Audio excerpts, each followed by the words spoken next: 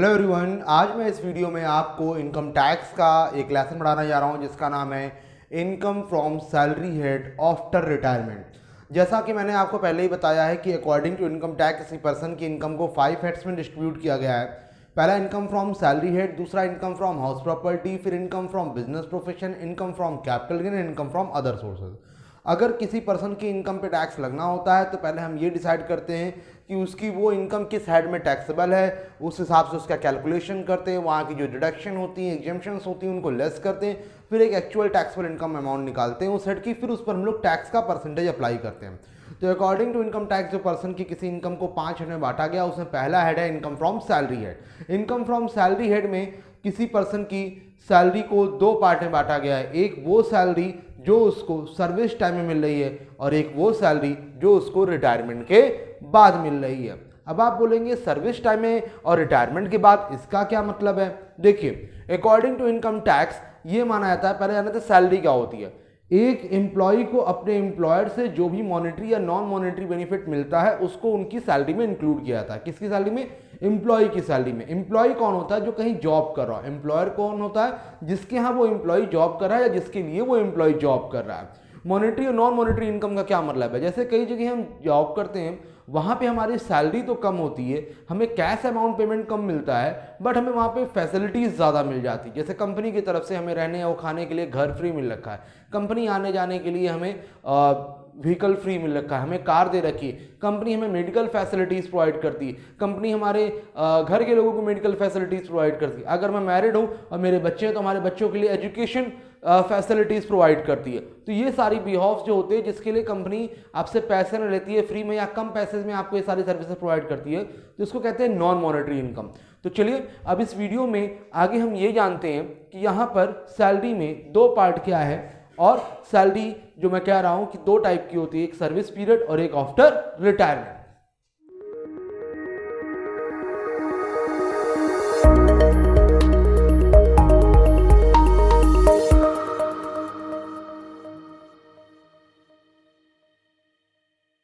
ठीक, तो according to income tax ये माना गया है कि एक एम्प्लॉय को कुछ पैसे उसके एम्प्लॉयर से तब मिलते हैं जब वो उस जगह पर जॉब में सर्विस में इंक्लूड होता है या सर्विस कर रहा होता है, उस टाइम उसे कुछ पैसे मिलते हैं। जैसे आप लोगों ने सुना होगा कि किसी की जॉब लग गई 35 साल की एज में, 30 साल की एज में, 25 साल की एज में, तो उसकी रिटायरमेंट की भी एक एज होती है कि हाँ 60 साल बाद उसको उस जॉब से हटा दिया जाएगा, मतलब उसको छुट्टी दे दी जाएगी कि भैया बस अब आपका टाइम पूरा हो गया है काम करने का, अब आप जाइए घर जाइए और आराम करिए, अब आपकी एज इतनी नहीं रहेगी कि आप ऑफिस का काम कर सकेंगे।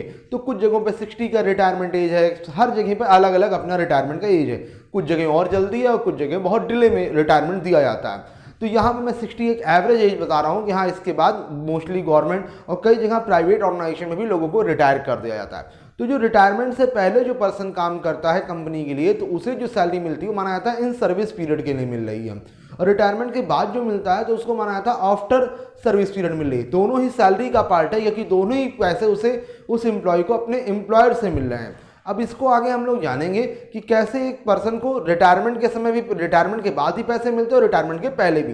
पहले जानते हैं कि according to income tax in service period किसी पर्सन की सैलरी में जो इंक्लूड किया जाता है। सैलरी का मतलब मैंने आपको पहले ही बताया, एक एम्प्लॉय को उसके एम्प्लॉयर से मिलने वाली मॉनेटरी या नॉन मॉनेटरी फैसिलिटी, दोनों ही फैसिलिटी को सैलरी में इंक्लूड किया जाता है। कई जगह हम जॉब करते हैं हमको सैलरी मिलती है, कई जगह हम जॉब करते हैं हमको सैलरी के साथ साथ कुछ स्पेसिफिक बेनिफिट्स भी मिलते हैं जो मैंने आपको बताया, जैसे घर मिल गया फ्री में, हॉस्पिटल के खर्चे हमारे कंपनी पे कर रही है, हमारे टेलीफोन बिल का पे कर रही है, हमारी गाड़ी का आने जाने का पेट्रोल का खर्चा पे कर रही है। हो सकता है कंपनी में कोई कार दे देगी कि आप सरकार से ऑफिस आइए और जाइए, कंपनी का कोई स्कूल चल रहा है, वहाँ पे हमारे बच्चे या छोटे भाई बहन पढ़ रहे हैं जिनकी फीस हमसे नहीं ली जा रही है। तो ये सब नॉन मॉनेटरी फैसिलिटीज़ हो गई, जो फैसिलिटी दी जा रही है उसके लिए पैसे नहीं दिए जा रहे हैं। तो अकॉर्डिंग टू इनकम टैक्स किसी पर्सन की जो सर्विस पीरियड की इनकम होती है, ये मैंने शॉर्ट में एक हिंट दे रखा है, बाकी जब इस लेसन को मैं पढ़ाऊंगा, मैं रिटायरमेंट का लेसन पहले पढ़ा रहा हूँ और सर्विस पीरियड वाला बाद में पढ़ाऊंगा, तो थोड़ा सा ईजी रहेगा आपके लिए।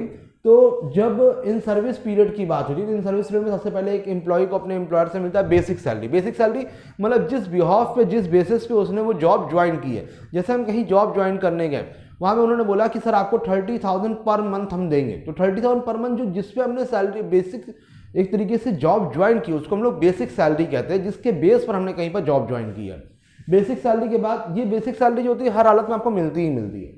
दूसरा आ गया बोनस। बोनस क्या हो जाता है, आप सभी लोग जानते हो कि एक एम्प्लॉय जब कहीं पर काम करता है तो अगर अच्छा काम करता है तो उसे कुछ बोनस दिया जाता है, कुछ कमीशन दिया जाता है। ऐसे ही ओवर टाइम का पैसा दिया जाता है, एन्युटी दी जाती है। तो बहुत से ऐसे अमाउंट्स हैं जो एक ऐसे कुछ अलाउंसेस भी होते हैं। अलाउंस क्या होता है, अलाउंस होता है परक्यूजिट्स होता है,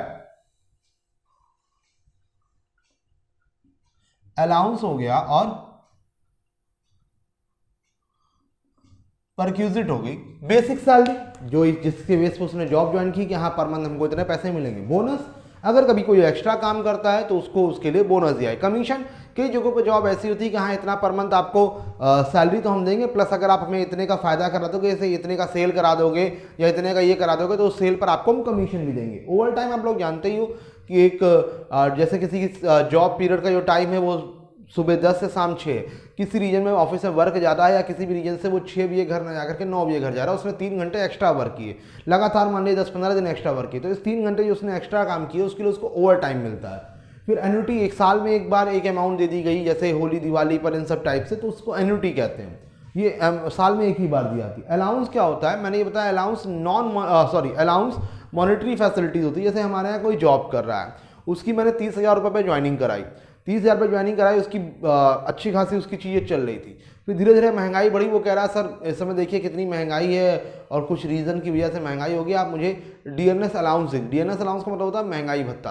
देखिए हमारे ऑफिस में जब लोग काम करते हैं तो उसमें कई सारी चीज़ें होती हैं, कई सारी सबकी अलग अलग रिक्वायरमेंट होती है। जैसे कोई पर्सन हमारे यहाँ जॉब कर रहा है, वो गोंडा से आता है और वो गोंडा से पर डे आता जाता है, मैं अयोध्या में हूँ, वो गोंडा से पर डे आता जाता है, उसको 30,000 सैलरी दे रहा हूँ। जो फैजाबाद में रह के काम करने वाला है उसको मैं 30,000 सैलरी दे रहा हूँ। और जो गोंडा से आने जाने वाला है वर्कर अच्छा है लेकिन उसको आने जाने में इतना खर्चा लग जाता है कि उनसे कह रहा है सर आपके हम जॉब नहीं कर पाएंगे।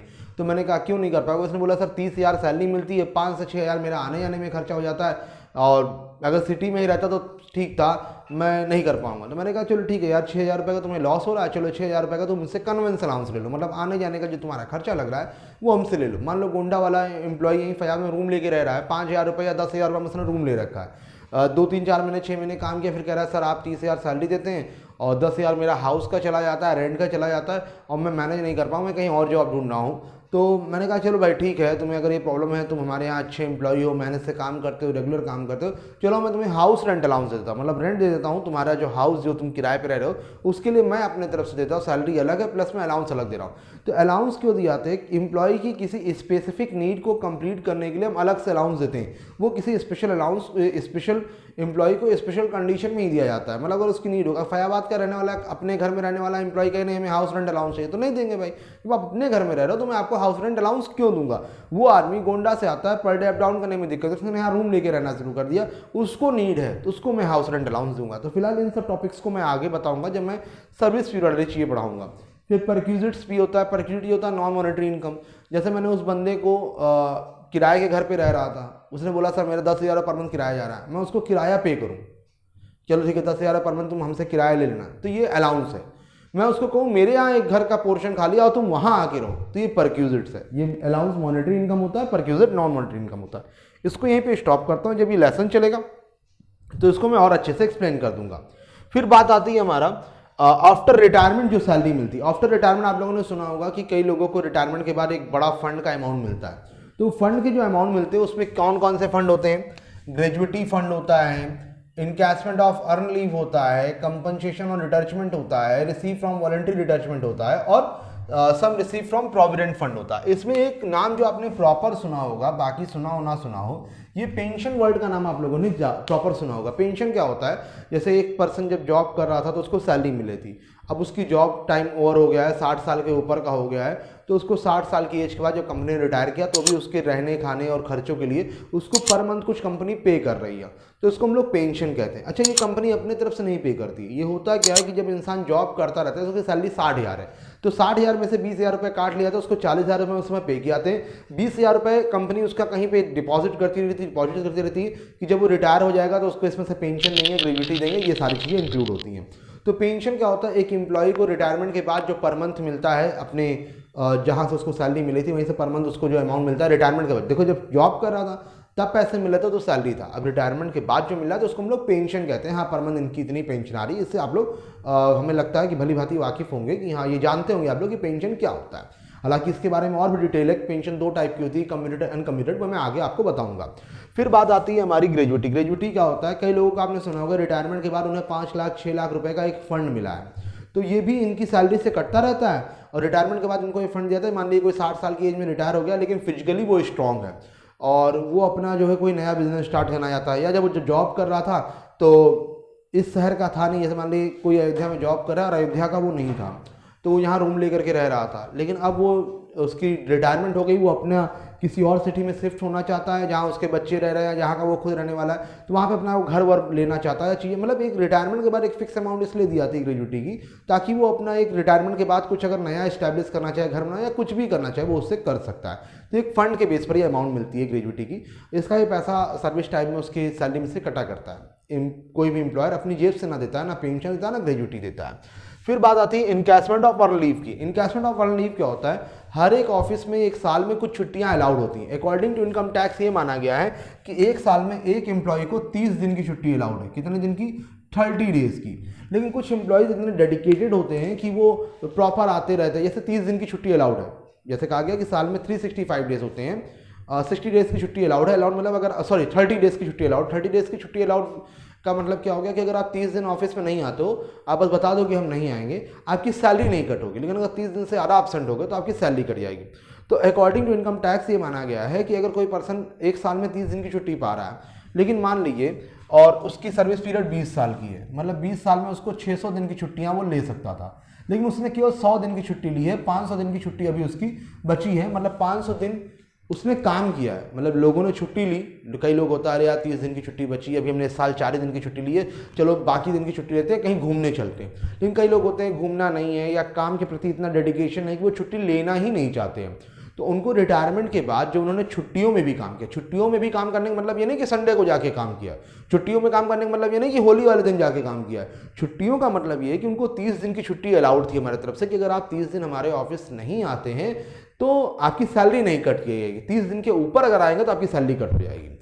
एक साल में 30 दिन की छुट्टी।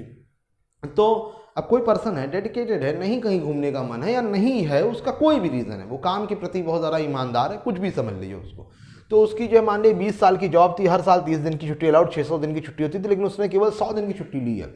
500 दिन की उसकी छुट्टी बची हुई है, लीव्स बची हुई है, पेंडिंग है। तो कुछ लोग होता है कि रिटायरमेंट होना है तो एक साल पहले छुट्टी लेके चले गए घूमने, बोले यार हम पूरी लाइफ नहीं घूमे, अब रिटायरमेंट के एक साल हम जो है एक साल पहले छुट्टी ले लेंगे, 500 दिन की हमारी छुट्टी बची हुई है, हम घर बैठेंगे और हम घूमने जाएंगे ये वो। और कुछ होता तब भी छुट्टी नहीं लेते, तो उनको क्या होता है रिटायरमेंट के बाद इस 500 दिन का लिए जिन्होंने एक एक्स्ट्रा वर्क किया एक तरीके से कि भाई बाकी लोग छुट्टी लेने का उसके पास ऑप्शन था, इसकी सैलरी ना कटती उसकी, लेकिन तब भी उसने आकर के काम किया है, तो एक तरीके से जो उसने एक एक्स्ट्रा वर्क किया है, छुट्टी अपनी ना लेकर के उसमें काम किया, तो उसके लिए उसको एक अर्न लीव दिया जाता है, वो रिटायरमेंट के बाद मिलता है, तो उसको हम लोग कहते हैं इनकैशमेंट ऑफ अर्न लीव।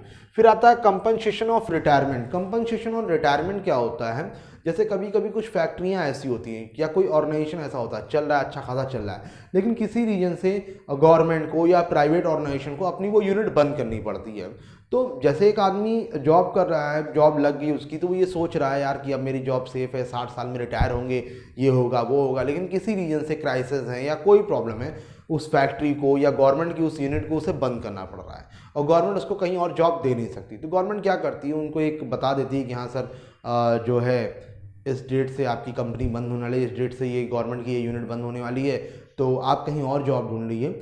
तो ऐसे ही किसी को नहीं हटा सकते ना, तो उसके लिए क्या किया जाता है कि भाई जैसे किसी को जॉब से हटाया, साल 6 महीने उसको नई जॉब ढूंढने में लगेगा, तो उस टाइम जिसके यहाँ भी ये काम करता है, चाहे वो प्राइवेट ऑर्गेनाइजेशन हो या गवर्नमेंट ऑर्गेनाइजेशन हो, उसकी तरफ से उसे एक कंपनसेशन मिलता है कि भाई एक आदमी अच्छा खासा जॉब कर रहा था, सोचा था कि 60 साल की एज में रिटायर होंगे, लेकिन 60 साल की एज पहुँचता उससे पहले ही वो यूनिट बंद हो रही है, तो अब वो नई जॉब ढूंढनी पड़ेगी, क्योंकि रिटायर होता तो पेंशन मिलती है, ये सारी चीज़, अब उसको नई जॉब ढूंढनी पड़ेगी क्योंकि इस जॉब से तो उसका काम चला, और जब यूनिट ही बन रहा हो रही तो शायद पेंशन वगैरह भी ना मिल पाए, तो अब उसको नई जॉब ढूंढनी है, नया काम करना है, तो अच्छी खासी उसकी लाइफ चल रही थी, अचानक से उसको जॉब से निकाल दिया गया। अब वो क्या करेगा भाई, उसको सैलरी पर मंथ मिल रही थी, उस पर उसके घर का रेंट, बिजली का बिल, उसके बच्चों की पढ़ाई, मेडिकल एक्सपेंस, खाना पीना सब डिपेंड था।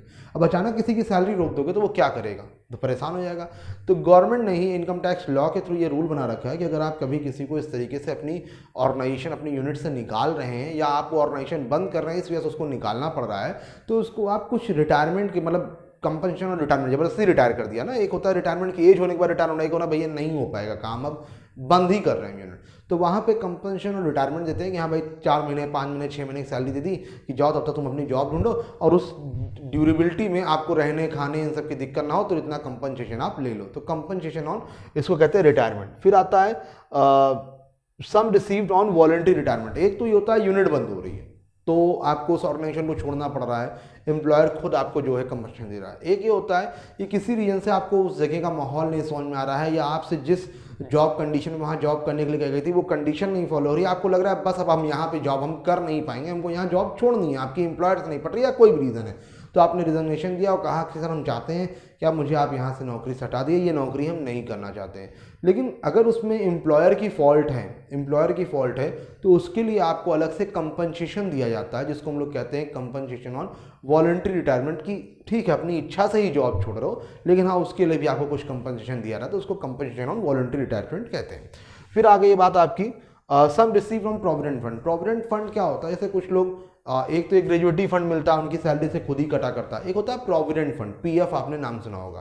तो इसमें क्या होता है कि एक एम्प्लॉय जैसे सैलरी पा रहा है 40,000 पर मंथ, तो वो सोच रहा है यार रिटायरमेंट के बाद यार कुछ पैसे बचा के रखने चाहिए, अभी तो हमारा काम चल जा रहा है, ये है वो है, अभी हम यंग हैं, 2 जगह जॉब कर ले रहे हैं, काम कर ले रहे हैं, तो हमें रिटायरमेंट के बाद भी कुछ फंड की ज़रूरत पड़ सकती है। कभी कभी पेंशन तो मिलेगी लेकिन पेंशन कम मिलती है ना सैलरी से, हो सकता है रिटायरमेंट के बाद कभी हमें ज़्यादा ज़रूरत पड़ जाए पैसे की, या कोई ऐसी ट्रेजेडी हो जाएगी हमें पैसे की जरूरत है, तो इन सब के लिए वो एक सेविंग फंड बना लेता है कि हाँ भाई हम इतना पैसा सेव करें। तो उस एक तरीके से प्रोविडेंट फंड जो एक सेविंग फंड है, जो सर्विस पीरियड में वो अमाउंट उसमें जमा करता रहता है, और रिटायरमेंट के बाद उस अमाउंट में उसको इंटरेस्ट वगैरह जोड़ करके, जैसे लोग फिक्स डिपॉजिट नहीं कराते, रिकरिंग फिक्स डिपॉजिट, मतलब हर साल कुछ कुछ अमाउंट जमा कर रहे हैं और 50 साल बाद उनको इतना पैसा मिलेगा, 30 साल बाद उनको, तो वही एक तरीके से ये इन्वेस्टमेंट है। तो ये इन्वेस्टमेंट कर रहे हैं अपनी सर्विस टाइम पीरियड में कि हाँ इन्होंने अपनी सैलरी से 5-5 हज़ार रुपये डिडक्ट करके प्रोविडेंट फंड में कंट्रीब्यूट कर दिया। अब रिटायरमेंट के बाद इनको प्रोविडेंट फंड से उस पैसे मिलेंगे। अच्छा, प्रोविडेंट फंड का एक ये भी होता है कि जितना कंट्रीब्यूशन एम्प्लॉय करता है, जैसे मान लीजिए एम्प्लॉय 40,000 सैलरी पा रहा है और 40,000 में वो 2,000 रुपये प्रोविडेंट फंड में कंट्रीब्यूट कर रहा है, तो उतना ही एम्प्लॉयर को देना पड़ेगा। जैसे मिस्टर ए कहीं जॉब कर रहे हैं, इनकी 40,000 सैलरी थी, इसमें से 2,000 रुपये हर साल प्रोविडेंट फंड में कंट्रीब्यूट कर रहे हैं, तो इनका एम्प्लॉयर जो है, जो इनका ओनर है, उसको भी जो है 2,000 रुपये कंट्रीब्यूट करने पड़ेंगे। ये अपना गवर्नमेंट रूल है। मतलब टोटल मिला करके इसके प्रोविडेंट फंड में कितना जाएगा, 4,000, 2,000 इनका खुद का और 2,000 इनके एम्प्लॉयर का। तो ये प्रोविडेंट फंड जब पढ़ाऊंगा तो बेसिकली इसको और अच्छे से पढ़ाऊंगा। अभी मैंने एक बस समरी आपको ये दी है कि हाँ अकॉर्डिंग टू इनकम टैक्स किसी पर्सन की इनकम को 5 हेड में बांटा जाता है। उसमें जो पहला हेड है सैलरी, सैलरी 2 पार्ट में डिवाइडेड है, एक सर्विस पीरियड वाली और एक रिटायरमेंट वाली।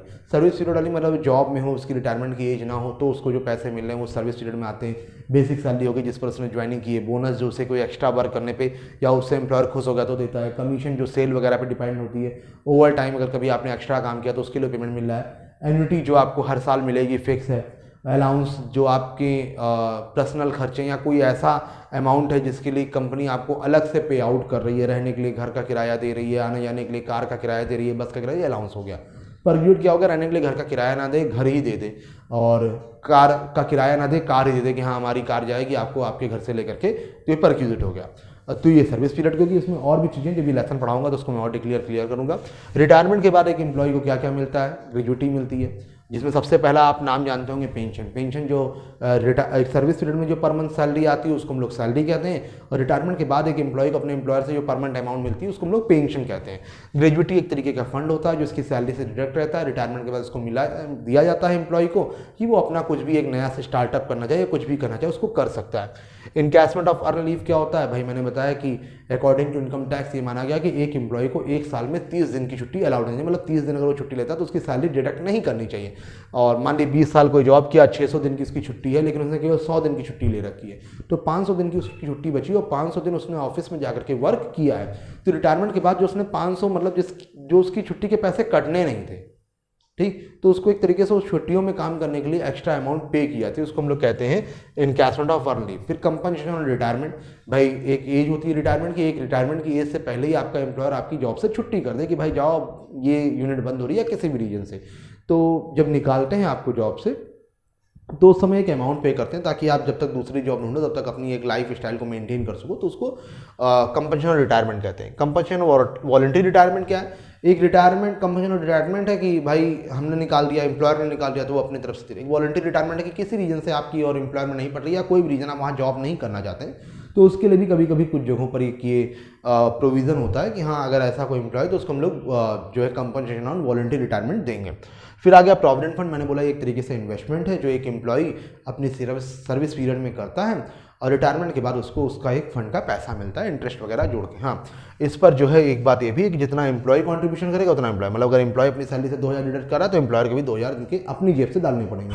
एम्प्लॉय 1000 कर रहा है तो ये हर जगह रूल होता है। ये नहीं कि हम उठा के पूरी सैलरी अपनी 40,000 डाल दे तो हमारा एम्प्लॉय भी, हर कंपनी का अपना रूल होता है कि हाँ भाई अधिक से अधिक इतना कॉन्ट्रीब्यूट करेंगे। अगर आप करना चाहते हैं तो आप करिए, हम भी कर देंगे। अगर आप नहीं करना चाहते तो उसके लिए कंपनी ऑलरेडी सोच के रखी रहती है। कोई कंपनी अपना लॉस नहीं कराएगी, ना गवर्नमेंट अपना लॉस कराएगी। जब भी कोई गवर्नमेंट आपको पे करती है ना, तो पे करने से पहले सोच लेती है कि हाँ इनको हम इतना पे करेंगे तो ये इनके काम के अकॉर्डिंग ही, मतलब जितना इनसे हम काम दे रहे हैं उस अकॉर्डिंग इनको पेमेंट हो रहा है या कहीं ज़्यादा तो नहीं हो रहा है। तो ये बात थी जो है आपकी सैलरी हेड का, जो मैंने इंट्रोडक्शन दिया है आपको कि हाँ सैलरी हेड क्या है, सर्विस पीरियड में क्या मिलता है, रिटायरमेंट के बाद क्या मिलता है। नेक्स्ट वीडियो जो हमारी आएगी उसमें मैं आप लोगों को आफ्टर रिटायरमेंट का पहला पॉइंट ग्रेजुइटी बताऊंगा, ग्रेजुइटी का इंट्रोडक्शन दूंगा, उसका फॉर्मेट लिखूंगा। फिलहाल अभी अगर इसमें कुछ आपको समझ में ना आई हो तो वीडियो को एक बार फिर से रिवाइज करके देखिएगा। तभी कोई दिक्कत हो कि तुमको व्हाट्सएप मैसेज कीजिएगा, सर ये पॉइंट हमको समझ में नहीं आया। फिलहाल अभी के लिए इतना है, बाकी मिलते हैं नेक्स्ट वीडियो में। Thank you everyone.